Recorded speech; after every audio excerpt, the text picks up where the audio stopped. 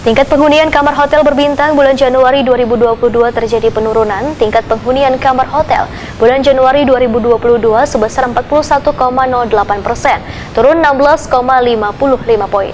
Dibanding tingkat penghunian kamar hotel bulan Desember 2021 yang sebesar 57,63%. Dilihat dari klasifikasi hotel, rata-rata lawas menginap tertinggi terjadi pada hotel berbintang 4 selawas 1,49 malam.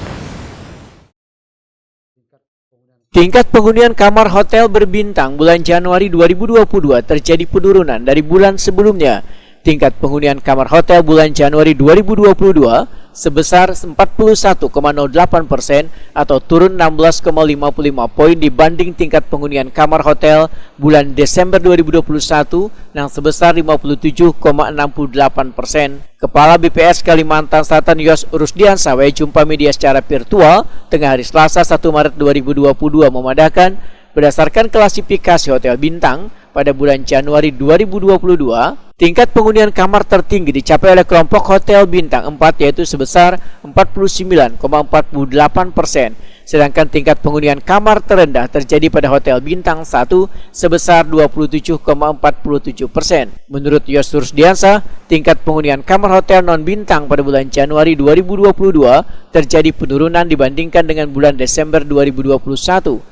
Tingkat penghunian kamar hotel non-bintang pada bulan Januari 2022 sebesar 21,94% atau turun 3,89 poin dibandingkan tingkat penghunian kamar bulan Desember 2021 yang sebesar 25,83%. Yos Rusdiansa menyatakan, tingkat penghunian kamar tertinggi pada hotel non-bintang bulan Januari 2022 dicapai oleh kelompok hotel dengan jumlah kamar 41 sampai dengan 100 yaitu sebesar 27,16%. Sedangkan tingkat penghunian kamar terendah terjadi pada kelompok jumlah kamar kurang dari 10 sebesar 20,24%. Rata-rata lawas menginap tamu asing wan dalam negeri di hotel berbintang di Kalimantan Selatan pada bulan Januari 2022 ujar Yos Rusdiansa adalah sebesar 1,42 malam. Dilihat dari klasifikasi hotel, rata-rata lawas menginap tertinggi terjadi pada hotel berbintang 4 selawas 1,49 malam, wan terendah terjadi pada hotel berbintang 1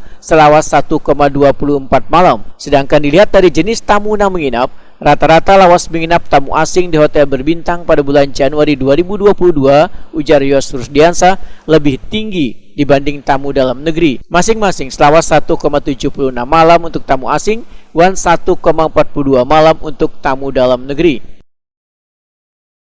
Tingkat penghunian kamar hotel berbintang relatif lebih bagus dibandingkan tahun 2020. Nah, mudah-mudahan ke depan semakin membaik lagi kondisi akomodasi di Kalimantan Selatan. Sementara untuk non-bintang juga mengalami penurunan dibanding bulan yang lalu 3,89 poin, sementara year on year naik 2,96 poin.